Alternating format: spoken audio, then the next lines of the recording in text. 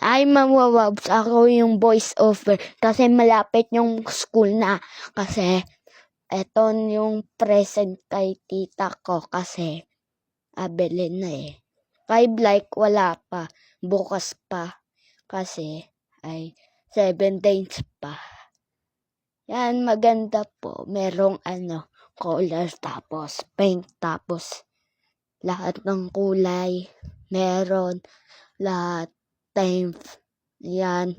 Eraser. Tapos yan ring. Abigay kay tito ko. Kasi papel yan. Ang una ko, excavator. Yan yung drawing ko. Kasi aperam ko kay Blake yung isa na suitcase ko. Kasi maganda yung suitcase ko. Kasi merong kulay. Ayan.